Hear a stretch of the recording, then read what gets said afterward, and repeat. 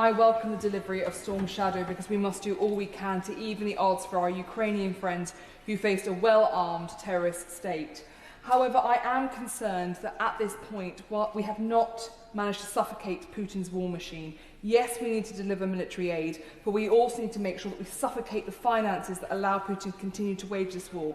So can I urge my right honourable friend to lobby the Chancellor to establish an economic Ramstein of G7 Treasury ministers or allied nations who can come together and make sure that economically we are doing what is needed to stand up the phenomenal war effort being led by my right honourable friend and all of our allies around Europe.